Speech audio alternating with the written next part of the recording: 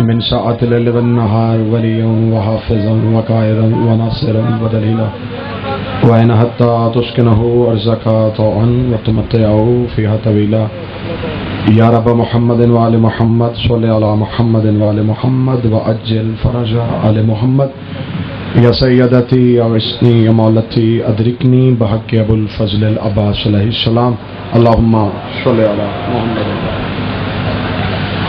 أعوذ بالله السميع العليم من الشيطان اللعين الرجيم بسم الله الرحمن الرحيم الحمد لله رب العالمين اللهم إياك نعبد وإياك نستعين الصلاة والسلام وتحية والإكرام على سيدنا وسندنا وحبيبنا وشفيع ذنوبنا وطبيب قلوبنا أبي القاسم محمد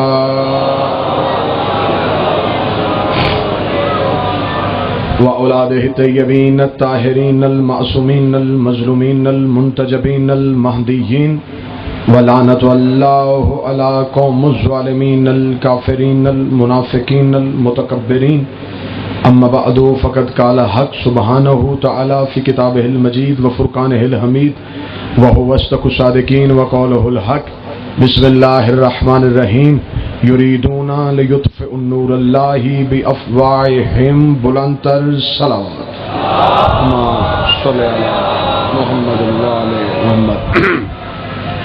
محبان نبی و اہل بیت نبی، عزاداران امام مظلوم کربلا، حبداران رسول و اہل بیت رسول، میرے انتہائی قابل احترام شیعہ، اہل سنت، اہل اسلام مہربانوں، دعا ہے کہ آل محمد کا عظیم خالق ہماری اس عظیم عبادت کو اپنی بارگاہ میں شرف قبولیت عطا فرمائے. رب کونین شہزادی کونین کے صدقے میں جتنی بھی دعائیں ذکر حضرت امام حسین علیہ السلام میں مانگی جائیں، میری پاک شہزادی اپنی بارگاہ جلیلۃ القدر میں وہ دعائیں قبول بھی فرمائے اور منظور بھی فرمائے. اپنی اپنی دعاؤں کی قبولیت کے لیے درود سارے حضرات مل کے بآواز بلند اللہم صلی علی محمد. وقت اور دور کچھ ایسا ہے کہ محبت علی اب ایک جرم بن چکا. ہر وہ انسان جس کو خدا نے سانس عطا کی ایک دن اس ڈوری نے ٹوٹ جانا ہے. موت یقینی ہے، لیکن کتنی اچھی ہوتی ہے وہ موت جو کسی کی محبت میں آ جائے. بسم اللہ. میری گفتگو ہے آج کی، کیونکہ پورے پنجاب کا نمائندہ مجمع میرے سامنے ہے. یہ مجلسیں صرف مجلسیں نہیں بلکہ یہ قومی کنونشن کی حیثیت رکھتی ہیں. یہاں سے پیغام ارباب اقتدار تک پہنچتا ہے. یہاں سے جو بات نکلتی ہے وہ ایک فرد کی بات نہیں بلکہ وہ ایک قوم کی بات ہوتی ہے. میں اپنے قوم کے ماتمیوں کی ترجمانی کرتے ہوئے گفتگو کرنا چاہوں گا ان زائرین کی شہادت پہ جن کو کوئٹہ میں صرف محبت حسین کے جرم میں موت دی گئی. لیکن میں یہ پیغام پورے ملک کے ماتمیوں کی ترجمانی کرتے ہوئے یہ ایوان اقتدار میں بیٹھے ہوئے حکمرانوں تک پہنچانا چاہتا ہوں کہ ہم نے نہ کسی حکومت سے کبھی بھیک مانگی تھی نہ کسی حکومت سے بھیک مانگتے ہیں. حکومتیں کل بھی تیری تھیں، حکومتیں آج بھی تیری ہیں، لیکن تیری حکومتیں بدلتی رہیں لیکن محبت علی کا معیار نہیں بدلا. حکومتیں بادشاہ اپنے قبروں کے جہنم میں چلے گئے لیکن ذکر تو ابو طالب کے بیٹے کا آج بھی زندہ ہے. لیکن آج تاریخ انسانیت اس بات پہ شاہد ہے کہ وہ دور کون سا تھا کہ جب 1070 خطیب نماز جمعہ کے خطبوں میں بھونک بھونک کے میرے مولا کو اپنی ماں کے ناپاک دودھ کی خیانت کی گواہیاں دیتے تھے. وہ 1070 خطیب مر گئے، ذکر علی کا آج بھی زندہ ہے. وہ بادشاہ اپنے قبروں کے جہنم میں چلے گئے لیکن ذکر تو ابو طالب کے بیٹے کا آج بھی زندہ ہے. میری سمجھ میں نہیں آتا یہ خود کچھ حملے کرنے والے گھروں میں بیٹھ کے یہ فیصلہ کیوں نہیں کرتے حکومتیں کل بھی ہماری تھیں، حکومتیں آج بھی ہماری ہیں، لیکن عشق حسین کا معیار کل بھی بلند تھا. محبت حسین کا معیار آج بھی بلند ہے.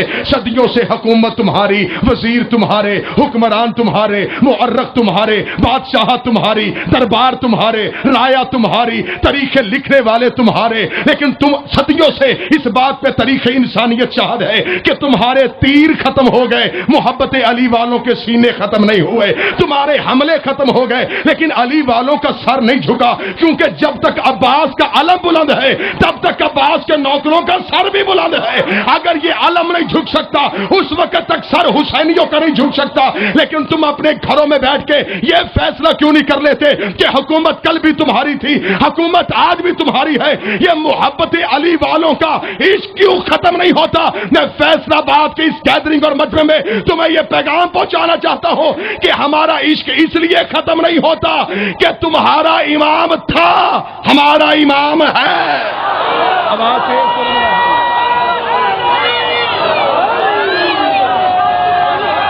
جی بسم اللہ.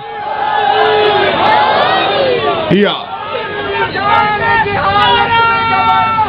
تیز کرنی ہے آواز، سلو نہیں کرنا.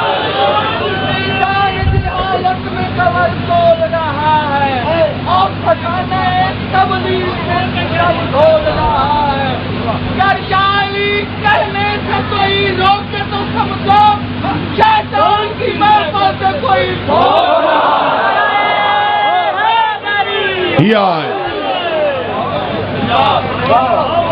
ہمیں اپنی زندگیوں سے پیار نہیں، ہمیں حسین سے پیار ہے. میری ساری تقریر قربان ایک شیر پہ جو حسینی بھی ہے اور موت سے بھی ڈرتا ہے، جو حسینی بھی ہے اور موت سے بھی ڈرتا ہے، وہ توہین حسین ابن علی کرتا ہے. مرنا تو ہر کسی نے ہے، دور مشکل آ گیا ہے حسینیوں. عزاداری خطرے میں نہیں، عزاداری کا وارث تو پردے میں ہے. عزاداری خطرے میں نہیں، عزادار خطرے میں ہے.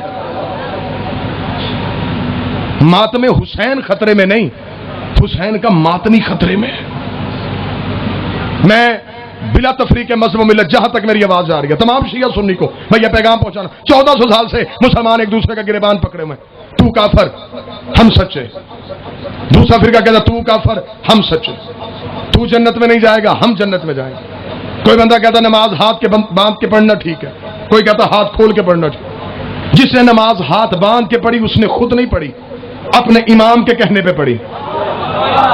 جو قریب بیٹھو میرا ساتھ دینا، اگر ہم نے نماز ہاتھ کھول کے پڑھی ہم نے خود نہیں پڑھی، ہم نے اپنے امام کے کہنے پہ پڑھی. جس نے روزہ 10 منٹ پہلے توڑا، جو قریب بیٹھو تھوڑا ساتھ دینا، اس نے اپنے امام کے کہنے پہ کھولا. ہم نے پورے ٹائم پہ کھولا، اپنے امام کے کہنے پہ کھولا. جس نے نماز اکٹھی پڑھی اپنے امام کے کہنے پہ، علیحدہ علیحدہ پڑھی اپنے امام کے کہنے پہ. بلا تفریق مذہب و ملت یہ میں پیغام پہنچانا چاہتا ہوں. 1400 سال سے مسلمان مولوی لڑ رہے ہیں، ہمارا فرقہ سچا ہے، ہماری نماز سچی ہے، ہمارے روزے کا ٹائم بہتر ہے. اس بات پہ جھگڑا ختم کرو، اب بات علم کے لے کے آؤ. دنیا چاند کے سینے پہ قدم رکھ رہی ہے، تیرا بچہ انٹرنیٹ پہ بیٹھا ہوا ہے اور تو بحثیں یہ کر رہا ہے. تیرا مذہب سچا ہے، اس کا مذہب سچا ہے. اب یہ نہیں دیکھنا نماز کس کی ٹھیک ہے، اب یہ نہیں دیکھنا روزہ کس کا ٹھیک ہے، اب یہ نہیں دیکھنا وقت کس کا ٹھیک ہے، اب یہ دیکھو امام کس کا ٹھیک ہے. جس کا امام ٹھیک پھر نماز کا وقت بھی ٹھیک، پھر روزے کا وقت بھی ٹھیک. زندگی قربان کروں اپنے اس بادشاہ علی پہ. کوفے کا ممبر تھا، میرا وارث ممبر پہ تھا. ایک یہودی مسجد میں پہنچا، اس نے مسجد میں آ کے کہا اے علی میں تیرے علم کے قصے سن کے آیا ہوں، میں نے تیرے علم کے چرچے بڑے سنے. اے علی میں نے سنا ہے کہ تو بڑی آسانی سے مسئلوں کے جواب دیتا ہے. علی میں بھی آسمانی کتابوں کا عالم ہوں، میں بھی علم رکھتا ہوں، مجھ سے تو سوال کر، میں تجھ سے مقابلہ کرنا چاہتا ہوں. علی نے مسکرا کے فرمایا تجھ جیسے جاہل کے منہ لگنا علی کا بنتا ہی نہیں ہے. قریب بیٹھے ہوئے علی کے نوکروں نے کہا یا علی جب وہ چیلنج کر رہا ہے مالک اسے قبول فرمائے. علی نے فرمایا اچھا تو مجھ سے مقابلہ کرنا چاہتا ہے؟ ہاں علی میں تجھ سے مقابلہ کرنا چاہتا ہوں. جو نوجوان بیٹھو مات میں بیٹھو سر اٹھانا. طریق کہتی ہے مولا علی نے اپنے ہاتھ کی ہتھیلی کو اس کی جانب کیا، خالی ہاتھ علی نے اسے دکھایا، ہاتھ کو پیچھے کیا، مٹھی کو بند کر کے علی نے اس کے سامنے کیا، آنکھیں بند کر کے علی نے مسکرا کے فرمایا بتا میری مٹھی میں کیا ہے. جب کہنا بتا میری مٹھی میں کیا ہے، اس نے اپنی آنکھیں بند کی، آسمانی کتابوں کے علم کے مطابق حساب لگایا، اور حساب لگانے کے بعد اس نے بول کے کہا اے علی جب تو نے ہاتھ کو پیچھے کیا، تو نے فلاں پہاڑی کے دامن سے فلاں پرندے کے انڈے کو اٹھایا، اس پرندے کا انڈا اس کے ہاتھ میں ہے۔ اب سب صحابہ کی نظریں علی کے ہاتھ میں تھی کہ علی ہاتھ کھولے اور دکھائے علی کے ہاتھ میں کیا ہے۔ علی نے جب ہاتھ کھولا تو اسی پرندے کا انڈا علی کے ہاتھ میں تھا۔ صحابہ نے دیکھ کے، صحابہ کے چہروں کے رنگ زرد ہوئے۔ اس یہودی نے مسکرا کے کہا اتنی سی باتیں بتا کے تو دنیا میں علی بن کے بیٹھا ہوا ہے، اتنی باتیں بتا کے تو امیر المومنین بن بیٹھا ہے، اب کہ اپنے نوکروں سے کہ مجھے مولا مانے، اب کہ اپنے نوکروں سے کہ مجھے امیر المومنین مانے۔ ابھی صحابہ کی نظریں علی کی طرف تھی، یا میرے بادشاہ علی نے منبر چھوڑ دیا۔ اس کے سامنے آ کے علی نے اس کے سینے پہ ہاتھ رکھ کے کہا اچھا تو جب گھر سے چلا تھا یہ ارادہ لے کے چلا تھا کہ میں علی کو ہرانے کے لیے جا رہا ہوں، اللہ نے وہ روح پیدا ہی نہیں کی جو علی کے سامنے بول سکے۔ علی نے وہی انڈا اس کے ہاتھ میں رکھ کے کہا اگر مجھ سے مقابلہ کرنا ہے اسے وہیں رکھ کے آ جہاں سے میں نے اٹھایا ہے۔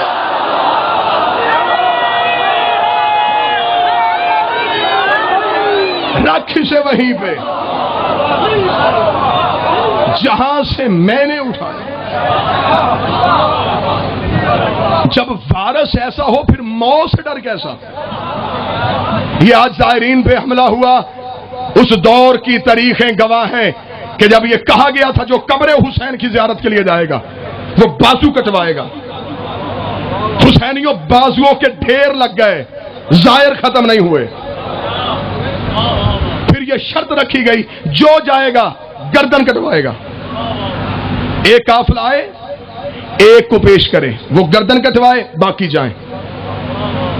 جب سرحد پہ حکومت والوں کے سپاہی تلواریں لے کے کھڑے تھے کہ جو قافلہ حسین کی قبر کی زیارت کے لیے آئے گا ایک قتل کروائے گا باقی جائیں گے، ایک قتل کروائے گا باقی جائیں گے۔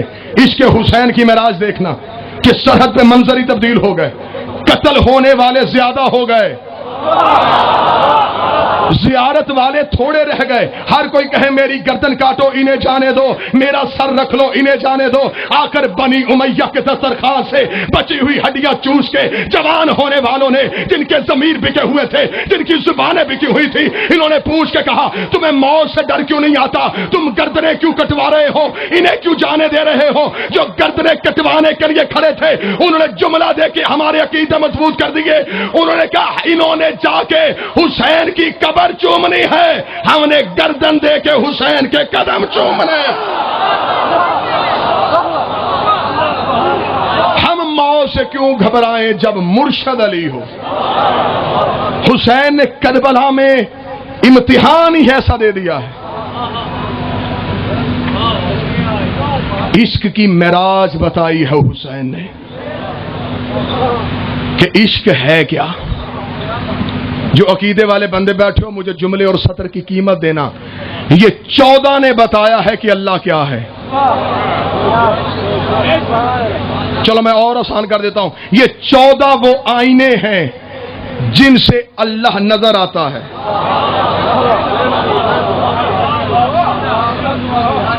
چودہ نے بتایا کہ اس کی عبادت کیا ہے، 14 نے بتایا کہ اس کی عبادت کیا ہے، اس نے بتایا کہ ان کی تعظیم کیا ہے۔ میں اور آسان کر دیتا ہوں، جو انہوں نے اس کی عبادت کی اسے نماز کہتے ہیں، جو اس نے ان کی تعظیم کی اسے درود کہتے ہیں۔ 14 نے بتایا نماز کیا ہے، اس نے بتایا درود کیا ہے، 14 نے بتایا عبادت کیا ہے، اس نے بتایا ان کی تعظیم کیا ہے۔ وہ تعظیم سکھاتا رہا، یہ عبادت سکھاتے رہے۔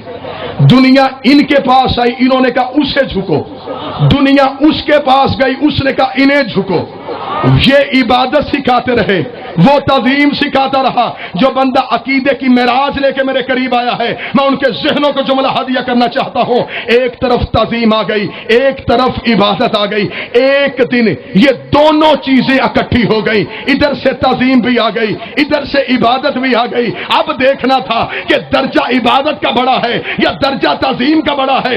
تعظیم بھی آ گئی, عبادت بھی آ گئی. جو ذہنی طور پہ قریب ہو, جملے کی قیمت دینا. نبی تھا سجدے میں, پشت پہ آیا حسین.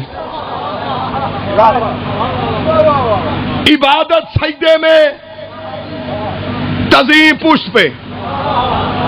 آخری بندے تک جملہ کہنا چاہ رہا ہوں. عبادت کہہ رہی تھی سر اٹھا, تعظیم کہہ رہی تھی سر جھکا. عبادت کہہ رہی تھی سر اٹھنا چاہیے, تعظیم کہہ رہی تھی سر جھکنا چاہیے. عبادت پورے جوبن میں آئی تھی, تعظیم ابھی بچپن میں تھی.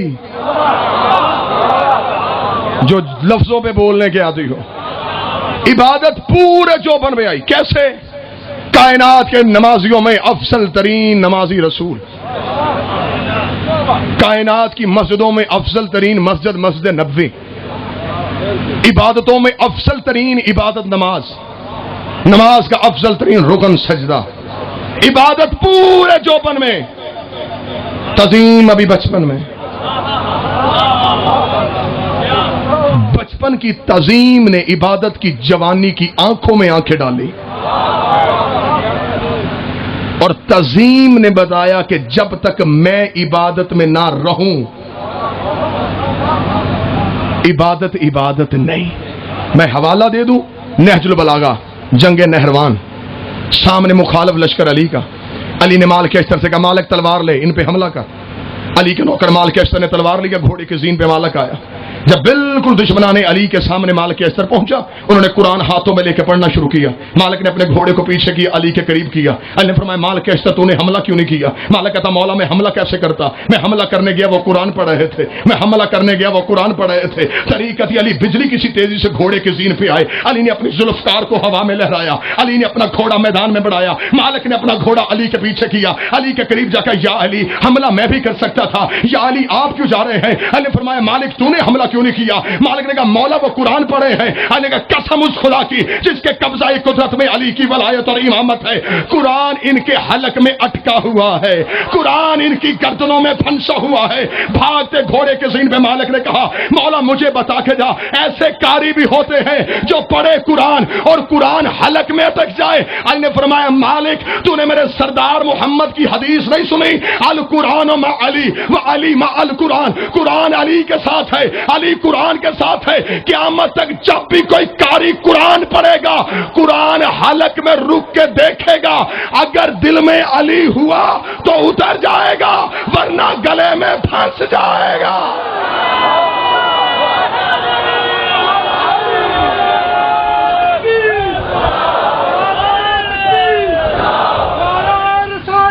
یا رسول یا رسول یا زندہ زندہ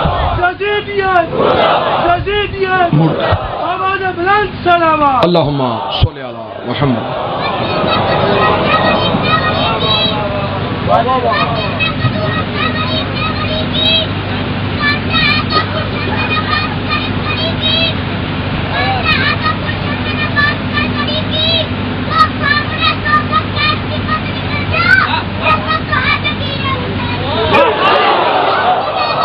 حیدریہ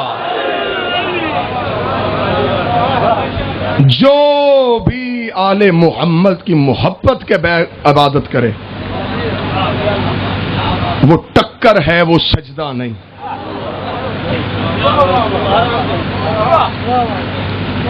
اہل علم میرے سامنے تشریف فرمائے ہیں, میرے شہر کا نمائندہ مجمع علیم اور فہیم ذہن میرے سامنے بیٹھے. ایک لفظ ہوتا ہے نجس, ایک ہوتا ہے رجس. شمسی صاحب رجس بھی ناپاک, نجس بھی ناپاک. جاؤ جا کے علماء لغت سے پوچھو نجس کون سا ناپاک ہے اور رجس کون سا ناپاک ہے. نجس وہ ہے جو پاک ہو سکتا ہے، رجس وہ ناپاک ہے جو پاک نہیں ہوتا۔ اس لیے تو فرمایا کہ اہل بیت سے نجس دور نہیں، اہل بیت سے جو بھی دور ہے وہ رجس ہے، نجس بھی ناپاک ہے، رجس بھی ناپاک ہے۔ جو ابھی تک نہیں سمجھے میں اور آسان کر دیتا ہوں، نجس اس ناپاک کو کہتے ہیں جسے پانی بھی پاک کر سکتا ہے، جسے سورج کی شعاع بھی پاک کر سکتی ہے، جسے زمین کی رگڑ بھی پاک کر سکتی ہے، لیکن رجس پہ نہ سورج کی شعاع کا اثر ہوتا ہے، نہ پانی کی پاکیزگی کا اثر ہوتا ہے، نجس پاک ہو جاتا ہے، رجس پاک نہیں ہوتا۔ نجس وہ ہے جس کا ظاہر ناپاک ہو، رجس وہ ہے جس کی روح ناپاک ہو۔ مدینے کی مسجد تھی، کائنات کا سچا رسول منبر پہ تھا، یا ایک صحابی نے پوچھا یا رسول اللہ رجس کون سا ناپاک ہوتا ہے؟ فرمایا رجس تو ناپاک ہے جس کی روح ناپاک ہوتی ہے۔ فرمایا یا رسول اللہ کپڑے کو تو پانی پاک کر سکتا ہے، کپڑے کو تو سورج کی شعاع پاک کر سکتی ہے، جوتے کو زمین کی رگڑ پاک کر دیتی ہے، یا رسول اللہ یہ روح کیسے پاک ہوتی ہے؟ مجھے علی کے عزت کی قسم مدینے کے منبر پہ کائنات کا سچا رسول جو وہی بولتا ہے، جو وہی بولتی ہے، جو اللہ کے حکم سے بولتا ہے، اس نے فرمایا قسم ہے اس خدا کی جس نے مجھے نبی بنایا، علی کی محبت روحوں کو پاک کرتے ہیں۔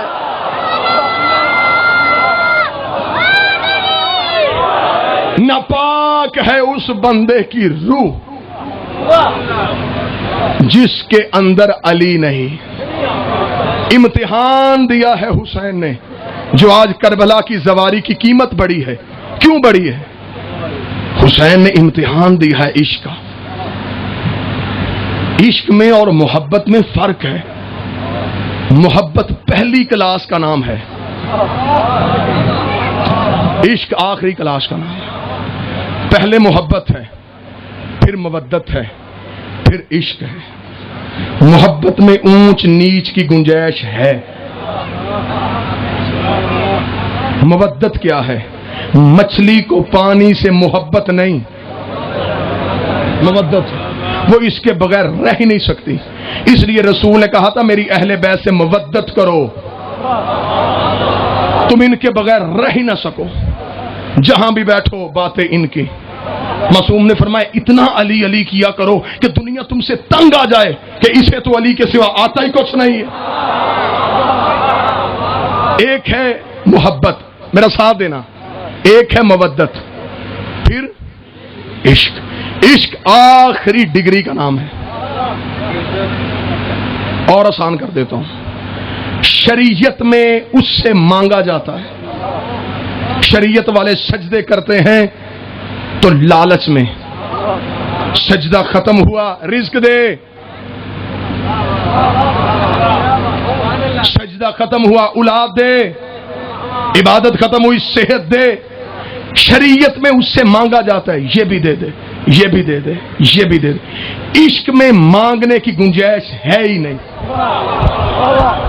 عشق میں ایسے کیا ہی نہیں جا سکتا۔ شریعت میں یہ بھی دے، یہ بھی دے، یہ بھی دے، عشق میں قانون بدل گیا، یہ بھی لے۔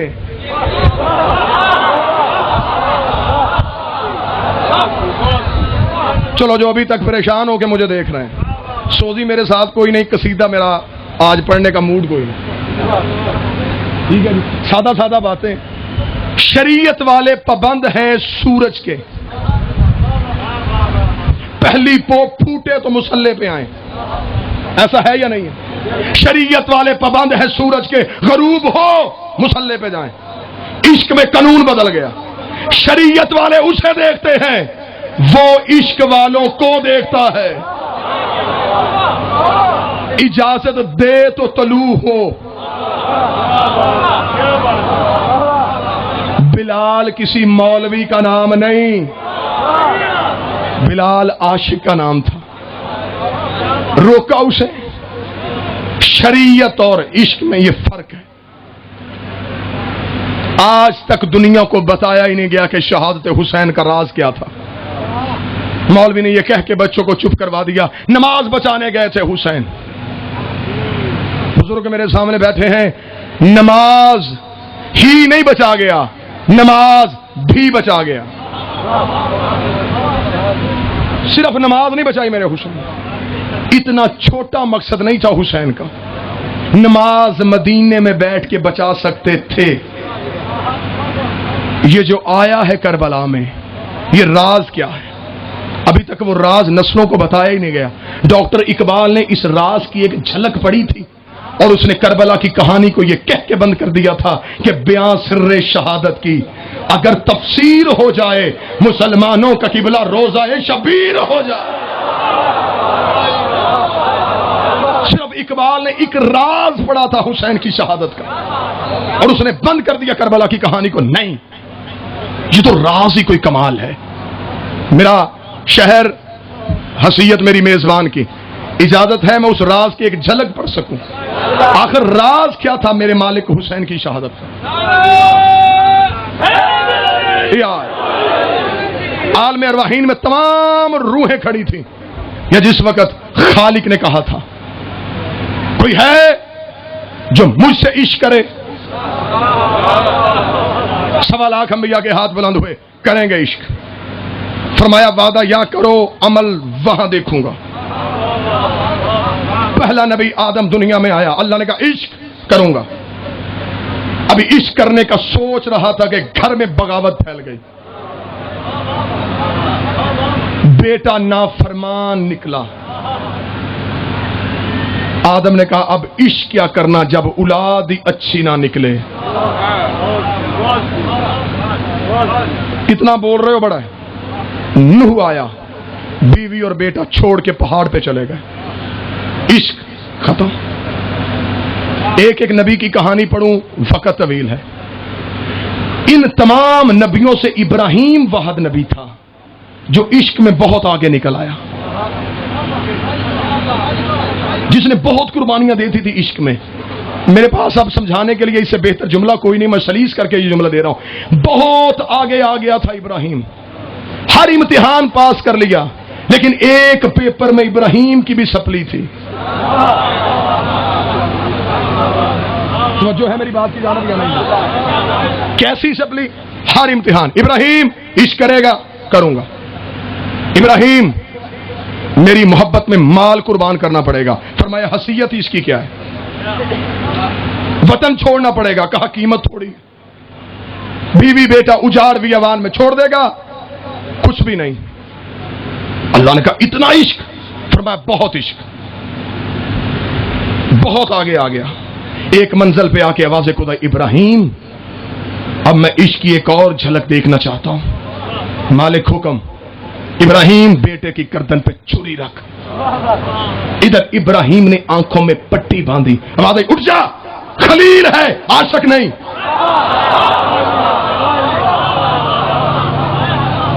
میرے لئے اتنا کچھ دیا اب بھی عاشق نہیں؟ ابراہیم پٹی کیوں باندھی؟ میرے لئے بیٹا جو تھا، فرمایا جب میری محبت میں کوئی اور محبت آ جائے، محبت کے ساتھ محبت جڑی کیوں؟ اٹھ جا، خلیل ہو گیا، عاشق نہیں۔ اچھا تو پھر عاشق کیا ہوتا ہے؟ انتظار کر 61 ہجری کا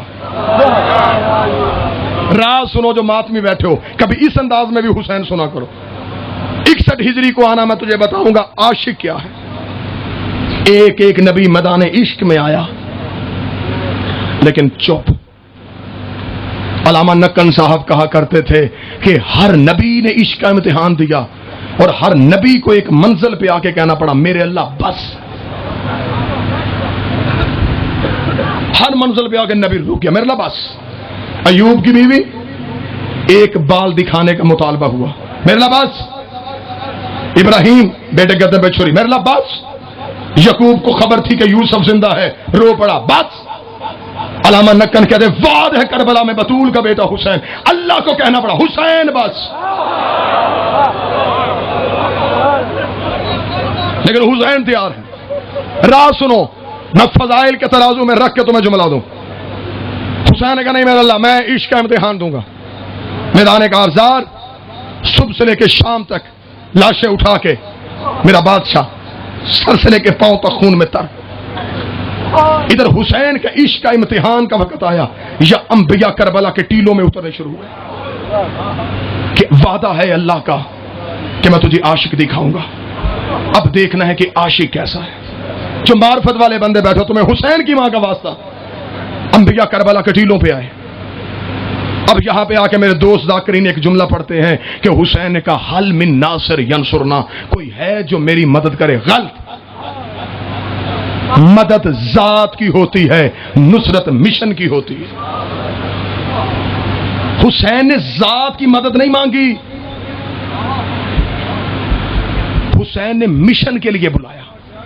جو میں آسان کر دیتا ہوں، میں یہاں پہ اعلان کروں میرا گھر بن رہا ہے، کوئی بندہ میری امداد کرو، جو تم دو گے یہ میری ذات کی مدد ہے۔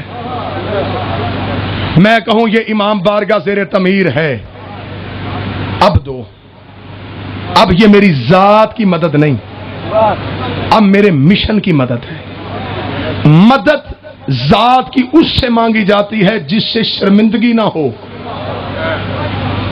ہمیشہ بندہ اپنے لیے ادھار مانگے گا تو اسی سے جس کے سامنے ہاتھ پھیلاتے شرمندگی نہ ہو۔ ایسا ہو سکتا ہے کہ بندہ مالک ہو اور نوکر سے مدد مانگے؟ نہیں ہو سکتا۔ پھر تو کیسے کہتا کہ حسین نے کائنات سے مدد مانگی؟ حسین بادشاہ ہے، کائنات نوکر ہے۔ اب آپ مجھ سے پوچھے کہ حسین نے کہا کیا تھا؟ حسین نے کہا تھا حل من ناصر ینصرنا، میں دے رہا ہوں عشق کا امتحان۔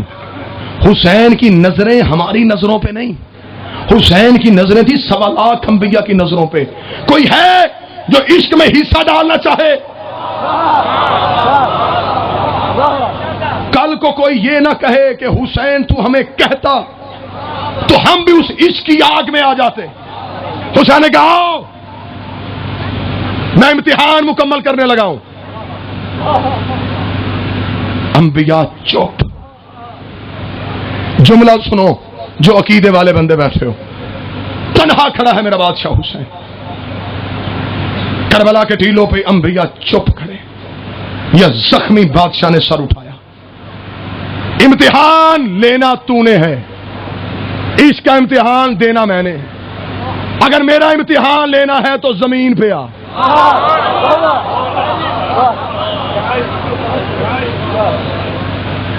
جاؤ جا کے علماء کرام سے پوچھو کربلا کو کربلا معلی کیوں کہا جاتا ہے؟ ایک عرش معلی ہے، ایک کربلا معلی ہے۔ مکے میں اللہ کا اپنا گھر ہے، مکہ مکرمہ ہے، معلی نہیں۔ مدینے میں اس کا رسول رہتا ہے، مدینہ منورہ ہے۔ نجف میں علی بادشاہ آرام فرما رہے ہیں، نجف اشرف ہے، مشہد مقدس ہے۔ ایک عرش معلی، ایک کربلا معلی۔ معلی اسے کہتے ہیں جہاں اللہ ہو۔ اگلا جملہ کہوں عقیدے والے ماتمیوں کے لیے، یہ نبی کی معراج تھی کہ وہ وہاں گیا، یہ حسین کی معراج ہے کہ وہ یہاں آیا۔ اتارا نور توحید کو کربلا کے جنگل میں میرے بادشاہ حسین نے، فرمایا قریب آ کے میرا عشق دیکھ۔ ابھی 1.25 لاکھ انبیاء کی راز سنو حسین کی شہادت کا، بس میں وہ راز پڑھ کے گفتگو ختم کروں۔ 1.25 لاکھ انبیاء کی نظریں حسین پہ، کہ اب حسین کیا دے گا؟ یک لخت ابلیس کربلا کے ٹیلے پہ آ گیا۔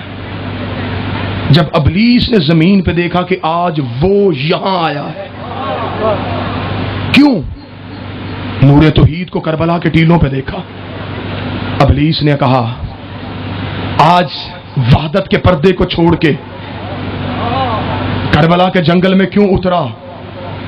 جملہ کوئی بندہ بھی نہ بولے، میں خراج لوں گا اس اپنے مالک سے جو پردہ غیبت میں ہے۔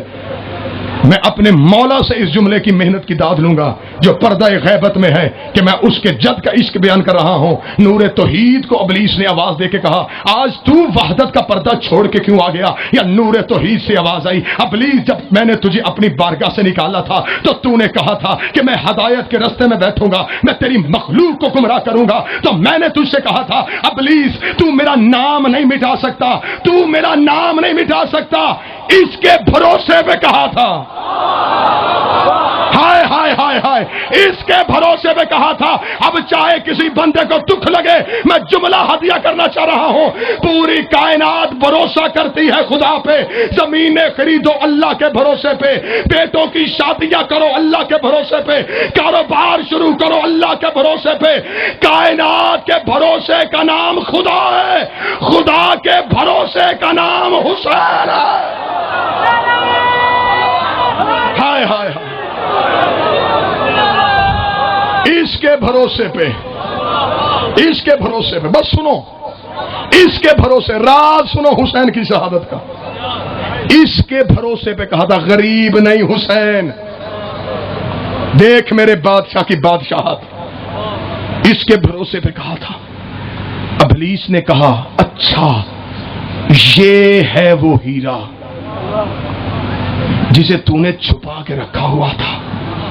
اس نے عشق کے باپ کو مکمل کرنا ہے. ہاں اس نے کیا کچھ دیا، اس نے آواز توحید آئی، چھوڑا ہی کیا ہے. صبح سے لے کے شام تک اس نے کوئی چیز پیاری کی نہیں، سوچا ہی نہیں کہ میں اللہ کے عشق میں دوں یا نہ دوں، سوچا ہی نہیں. ابلیس نے کہا اب، فرمایا اب یہ مجھے سجدہ کرنے لگا ہے. راز سنو، جو سید بیٹھے ہو، فقیر لوگ بیٹھے ہو، میں ان سے دعا لینا چاہتا ہوں. راز سنو حسین کی شہادت کا، میرے بادشاہ کی بادشاہ دیکھنا. اچھا اب یہ کیا کرے گا؟ سجدہ. کیسے؟ گرم ریت پہ لہو کے ساتھ وضو کر کے، بیٹوں کی لاشوں کے درمیان. کہنے لگا پھر ایسے سجدہ نہ دکھا، پھر عشق دکھانا ہے تو مجھے پورا دکھا. آواز توحید آئی، ابلیس کیا دیکھنا چاہتا ہے اب؟ فرمایا میں دیکھنا چاہتا ہوں تیرے عشق کی معراج کیا ہے. تو ہے خالق، سورج ہے تیری مخلوق. حکم کر بحیثیت خالق سورج کو کہ پوری کائنات سے اپنی تمازت کو لپیٹے، اکیلے حسین کے جسم پہ ڈالے. پھر میں دیکھوں گا یہ سجدہ کیسے کرے گا. جاؤ جا کے علماء اسلام کے سروں پہ قرآن رکھ کے پوچھو کہ 10 محرم کو پوری کائنات میں تاریکی کیوں تھی، اندھیرا کیوں تھا پوری کائنات. سورج نے پوری کائنات سے اپنی گرمی کو لپیٹا. سوا نیزے پہ سورج آ گیا. سورج نے اپنی پوری تمازت زخمی حسین کے جسم پہ ڈالی. کربلا کے ٹیلے پہ کھڑے نبیوں نے آدم کی آنکھوں پہ ہاتھ آ گئے. ابراہیم نے کانپنا شروع کر دیا. نبی کے گھٹنے کربلا کی ریت پہ آ گئے. انبیاء کی آواز آئی حسین عشق پورا کر دے، حسین عشق پورا کر دے، حسین سجدہ کر دے، حسین سجدہ کر دے، حسین سجدہ کر دے. ادھر ابلیس نے اپنی قوتوں کو اشارہ کیا. 9 لاکھ تیر کمانوں پہ آیا، 9 لاکھ تیر کمانوں پہ آیا. سورج سوا نیزے پہ آ گیا. حسین سجدہ نہ کرے، حسین سجدہ نہ کرے. یا میرے بادشاہ نے ناد علی پڑھ کے انگڑائی لی، پورے جسم سے خون کے فوارے نکلے. حسین نے کربلا کی ریت پہ گھٹنے ٹیکے. ادھر سے 9 لاکھ تیر آیا. حسین نے ان کی سوچوں پہ قدم رکھا. ادھر حسین نے سر سجدے پہ رکھا، رکھے گا سبحان رب یعلا. ادھر حسین کی تسبیح گونجی. یا نبیہ کی آواز آئی مرحبا حسین، مرحبا حسین، مرحبا حسین، مرحبا حسین. یا ابلیس نے کربلا کا ٹیلا چھوڑا. راز سنو، ابلیس نے کربلا کا ٹیلا چھوڑا. آواز قدرت آئی. اب کہاں جا رہا ہے؟ ابلیس نے کہا تیری ربوبیت کی قسم، اگر تو نے یہ آدم دکھایا ہوتا میں کبھی سجدے سے انکار نہ کرتا. یہ آدمیت کی معراج ہے. ایسے بھی عاشق ہوتے، یوں بھی تیری بارگاہ میں سجدے ہوتے. یا ابھی کائنات کے رسول نے ریت سے گھٹنے اٹھائے نہیں تھے، ہر نبی کے پاس آیا، کائنات کا سردار مبارک ہو، تیرے بیٹے نے دین بچا لیا، تیرے لال نے ہماری نبوتوں کو بچا لیا۔ ہر کوئی محمد کو مبارک دے رہا تھا، یا بقیے والی اجڑی ماں کربلا کی ریت پہ چلی، روتی روتی حسین کے قریب آئی، رو کے کہتی اگر تیرا امتحان مکمل ہو گیا میں چادر کا سایہ کر دوں، او میرا زخمی لال، اگر تو راضی ہو گیا سایہ کر دوں۔ ابھی ماں کی چادر کا سایہ آیا تھا، یا سجدے سے میرے بادشاہ نمازی حسین کی آواز آئی، اماں چادر ہٹا، میں جانوں میرا مالک جانے۔ اب وہ جو فرش پہ آیا تھا جب عرش پہ گیا اپنا سب کچھ حسین کو دے گئے۔ اب کسی بندے کے کلیجے پہ چھری چلے تو چلے، میرا عقیدہ ہے رازق اب حسین، اب کائنات کا مالک حسین ہے، اس نے بچایا ہے اس کی توحید کو۔ ادھر حسین کا عشق کا امتحان ختم ہوا، زینب کا امتحان شروع ہو گیا۔ 19 رمضان کو میرے زخمی امام علی نے اولاد کو اکٹھا کیا تھا، کر کے کہا تھا جو باپ چھوڑ دے وہ بچوں پہ واجب ہوتا ہے۔ میری دو چیزیں میری اولاد ادھوری رہی ہیں، ایک میرا خطبہ ایک بندے نے مکمل نہیں ہونے دیا، ایک میرا 19 والا سجدہ مکمل نہیں ہوا۔ ہر اولاد کھڑی تھی، یا ادھر سے زینب چلی، ادھر سے کربلا کا غریب چلا، دونوں کے ہاتھ باپ کے زخمی سر پہ آئے، فرمایا بابا وعدہ کرتے ہیں سجدہ جانے حسین جانے، خطبہ جانے تیری زینب۔ جو سید بیٹھے ہو مجھے معاف کر دینا، کائنات میں ہر مستور کے چہرے کا پردہ ہے، ایسا ہے یا نہیں؟ چہرے کا پردہ، بہت پردے والا گھر ہو، کسی بچی کا چہرہ بھی کسی اجنبی نے نہ دیکھا ہو، دروازے پہ کوئی مرد آئے، گھر میں کوئی مرد نہ ہو، باہر کوئی پوچھے کہ میں نے صاحب خانہ کو ملنا ہے، بی بی باہر نہ آئے، اندر سے آواز دے کے بتائے کہ وہ گھر نہیں، اس بی بی کی آواز اس غیر مرد کے کان میں آئی۔ عورتوں کے چہروں کا پردہ ہے، آواز کا نہیں۔ دکھ ہوگا اس مجھے بندے پہ جو حسینی بھی ہر جملے کو برداشت کرے، لے آؤ ممبر پہ علم عباس، قرآن سے بڑی قسم کوئی نہیں ہوتی، علم عباس سے بڑی ضمانت کوئی نہیں ہوتی، میں قرآن کی قسم دیتا ہوں، علم عباس کی ضمانت دیتا ہوں، کائنات کی مستورات میں واحد ہے زینب جس کا آواز کا بھی پردہ تھا۔ بی بی کی آواز بھی کبھی کسی غیر نے نہیں سنی، اس لیے جب شام کے بازار میں خطبہ دیا پھر اپنا لہجہ نہیں تھا، پھر بابے کا لہجہ زینب کے لہجے پہ پردہ بن کے آ گیا۔ جو شام میں بولی تو بابے کے لہجے میں۔ آج تمہاری مجلس عباس ہے، کتنے مومنین بیٹھے ہو، کتنے خوش قسمت ہو، تم گھر سے رونے کے لیے چلے، کسی نے پوچھا نہیں کہ کیوں جا رہے۔ قید خانے میں تھا میرا چوتھا بادشاہ، یا ایک سپاہی نے آدھی رات کو آ کے کہا ابن الحسین تجھے ہمارے حاکم نے دربار میں بلایا۔ میں انتہائی ادب سے مصیبت پڑھنے کا آتی ہوں، سجاد مولا کی آواز آئی، کمینے پیشیوں کا کوئی ٹائم ہوتا ہے، تمہارا جب جی چاہتا ہے ہمیں دربار میں بلا لیتے۔ سجاد نے اپنی زیور سنبھالے، اجر رسالت کے زیور سنبھالے، میرا چوتھا بادشاہ زندان سے نکل کے کمینے کے دربار میں پہنچا۔ یہ کمینہ شراب کے نشے میں مست تھا۔ وہ حسینیوں ماتمیوں تمہیں حسین کی عزت کا واسطہ، تمہیں زینب کی چادر کی قسم زندگی میں کبھی شراب نہ پینا، اس شراب نے سیدوں کا نقصان بڑا کیا ہے۔ یہ کمینہ شراب کے نشے میں مست تھا، یا میرا چوتھا بادشاہ آ کے کھڑا ہوا، یہ کمینہ دیکھ کہا ابن الحسین تیرا بابا جنگ جیت گیا، میں ہار گیا، تیرا بابا فاتح، میں مفتو، میں تیری قیدیں آزاد کرتا ہوں۔ سجاد نے کہا قیدیں آزاد کرے گا تو پھر میں کہاں جاؤں؟ جملہ انتہائی ادب سے سننا، کمینہ دیکھ رہا تو اپنے وطن واپس چلے جا۔ سجاد نے کہا کون سا وطن؟ کمینہ دیکھ لگا مدینہ محمد کا۔ سجاد رو کہا تھا مجھے بتا مدینہ کو رہنے کے قابل رہا؟ سا مدینہ جہاں کبھی اکبر ہوتا تھا، جہاں کبھی عباس ہوتا تھا. اور کمینے تو نے میرا وطن میں چھوڑا کیا ہے؟ اس نے کہا میں قید آزاد کرتا ہوں. کیوں؟ اس لیے آزاد کرتا ہوں جب سے میں نے تیرے بابے کو قتل کروایا مجھے رات کو نیند نہیں آتی، میں آدھی آدھی رات کو تڑپ کے اٹھتا ہوں، مجھے ڈر ہے کہ کہیں میرے اوپر شام میں عذاب نہ آ جائے. تیری قید آزاد. سجاد نے کہا فیصلہ میں نے نہیں، میں بیٹا ہو کے وارث نہیں، وہ بہن ہو کے وارث. فیصلہ وہ کرے گی جس نے تیری شام کی گلیوں میں میرے بابے کی غربت کو منوایا ہے، جس نے شام کے بازاروں کی دیواروں میں لکھا ہے کہ حسین باغی نہیں حسین نمازی تھا. فیصلہ وہ بی بی کرے گی. چلا زندان میں، ریت کے مسلح پہ سر سجدے میں تھا علی کی بیٹی کا، ماں کے پاؤں کی تلیاں چوم کے کہتا ہے اماں یزید قید آزاد کر رہا ہے. تڑپ کے اٹھی میری عالیہ بی بی، بیٹے کے گلے میں باہیں ڈال کے کہتی پوچھ اس کمینے سے کوئی اور شام ہے تو زینب حاضر ہے.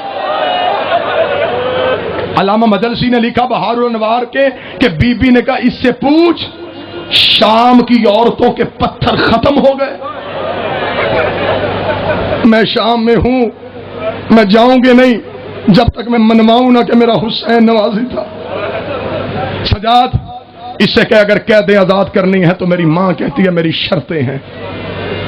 اس کے باپ سے شرطیں منوائی تھی میرے بھائی حسن نے، آج میں حسن بن کے شرطیں منواؤں گی. اگر یہ قید آزاد کرتا تو میری شرطیں، پہلی شرط 3 اونٹ دے، دوسری شرط جزلم کا بیٹا بشیر مہاری دے، تیسری شرط شام میں ایک مکان خالی کروائے. اما مکان کیوں خالی کروانا ہے؟ زینب کہتی 2 سال اس نے دنیا کو بتایا حسین کون تھا، ایک دن مجھے دے میں بتاؤں میرا حسین کون تھا. میری سب بھائیوں کی ماری گئی، مجھے رونے کسی نے نہیں دیا. بس جملہ سننا. ہو گئی قید آزاد. 3 اونٹ زندان کے دروازے پہ پائے.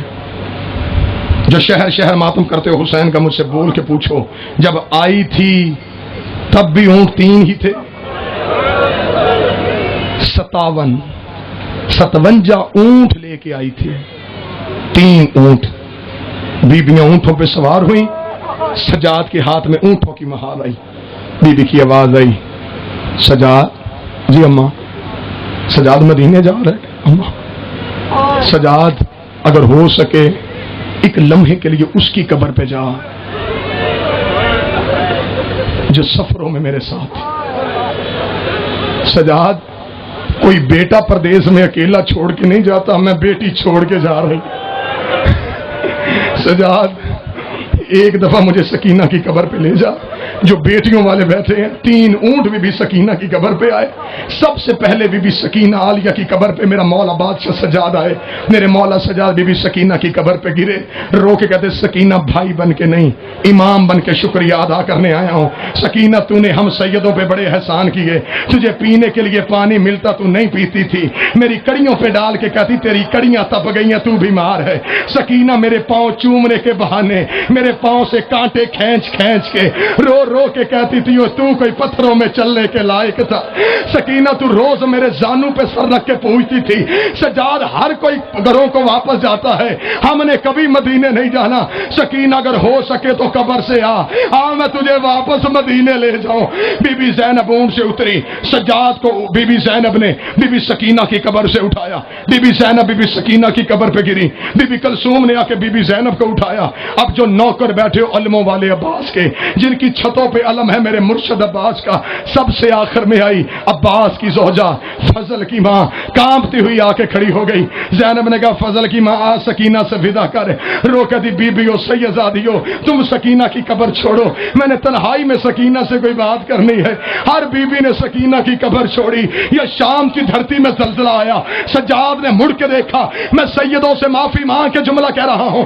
سجاد نے مڑ کے دیکھا، فضل کی ماں عباس کی زوجہ نے اپنے برقے کے نیچے سے عباس مولا کا کٹا ہوا سر نکالا، سکینہ کے قبر کے قدموں پہ رکھا، ہاتھ باندھ کے کھڑی ہو گئی. رو کہتی بی بی نوکر معافی مانگنے آیا ہے، بی بی پانی لینے گیا تھا، بی بی فرات پہ سو گیا، بی بی نوکر کو معاف کر دے، بی بی غلام کو معاف کر دے. یا بی بی کی قبر پہ زلزلہ آیا، آواز آئی اماں سر اٹھا میں راضی، میرا کربلا کا غریب غریب راضی، میری بقیے والی ماں راضی۔ اللہ اللہ